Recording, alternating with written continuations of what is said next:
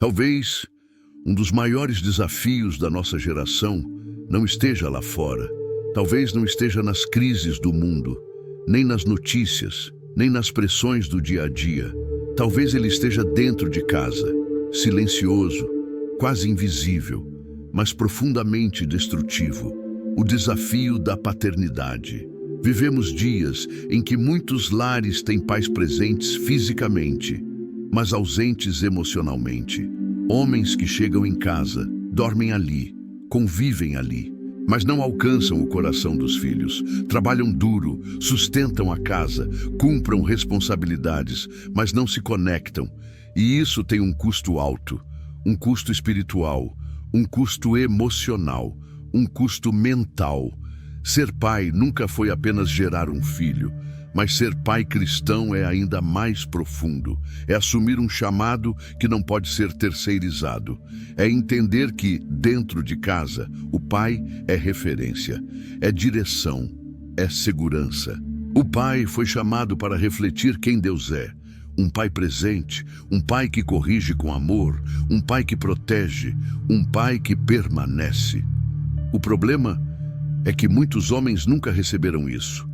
Cresceram sem referência, aprenderam a engolir sentimentos antes de aprender a expressá-los. Foram ensinados a serem fortes, mas não inteiros, resistentes, mas não saudáveis. E quando um homem ferido assume a paternidade, sem tratar suas próprias dores, ele transmite feridas em vez de identidade. Ele ama, mas não sabe demonstrar. Ele quer acertar, mas não sabe como. É aqui que nasce a orfandade emocional. Não a orfandade de quem perdeu o pai pela morte, mas a orfandade de quem nunca foi visto, nunca foi ouvido, nunca foi afirmado. Filhos que crescem com o pai vivo, mas com o coração vazio. A criança cresce se perguntando em silêncio: eu sou suficiente? O adolescente cresce buscando pertencimento, em qualquer lugar. O adulto cresce tentando provar valor o tempo todo. A orfandade não termina na infância, ela atravessa gerações. No contexto cristão, isso se torna ainda mais sério, porque o pai não é apenas uma figura emocional, ele é um referencial espiritual. Quando o pai se omite, alguém ocupa esse espaço. Quando o pai se cala, outras vozes falam. E nem sempre essas vozes conduzem para a vida. Um pai cristão é chamado a ser sacerdote do lar.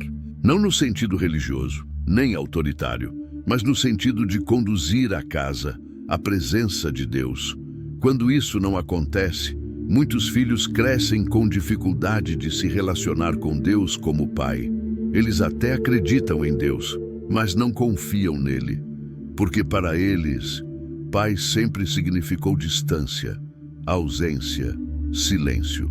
E enquanto falamos dos impactos nos filhos, precisamos olhar para os pais. A paternidade também adoece homens. Muitos vivem sob a pressão constante de não falhar, de não errar, de não demonstrar fraqueza.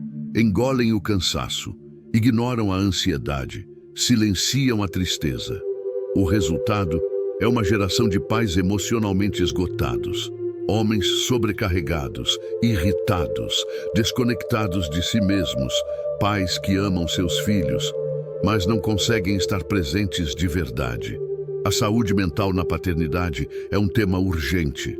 Pais que não cuidam das próprias emoções, criam ambientes onde sentimentos são reprimidos. Crianças aprendem cedo que chorar é fraqueza, que sentir é errado, que falar dói mais do que calar. Mas emoções reprimidas não desaparecem.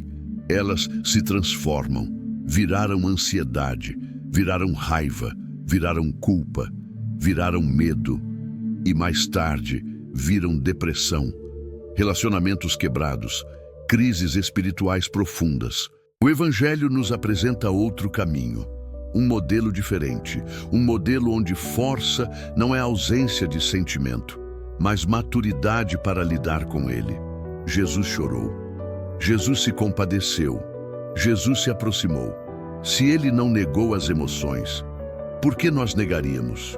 A paternidade cristã saudável não forma filhos perfeitos, forma filhos seguros, seguros para errar, seguros para aprender, seguros para falar, seguros para voltar.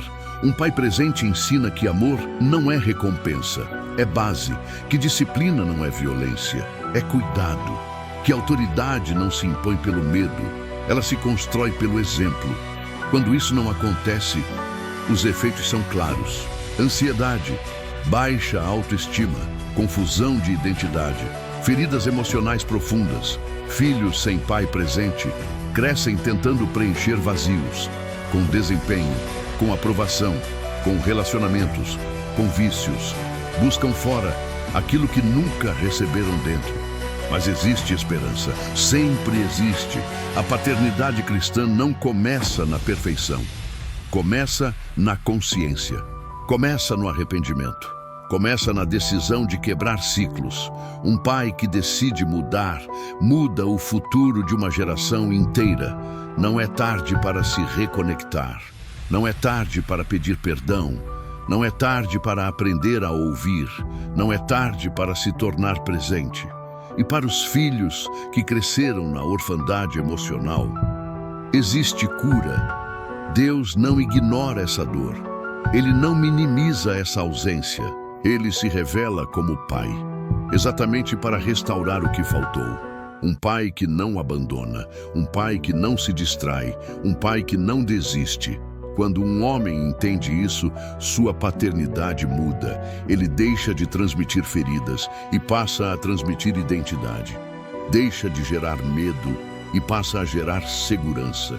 Talvez hoje seja um chamado para pais voltarem para casa, não apenas para o endereço físico, mas para o coração dos filhos.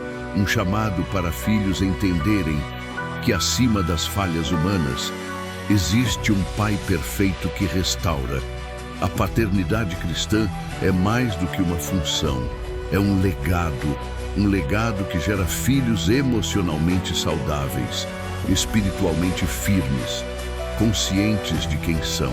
Que escolhamos ser pais presentes, que escolhamos ser pais inteiros, que escolhamos ser instrumentos de cura.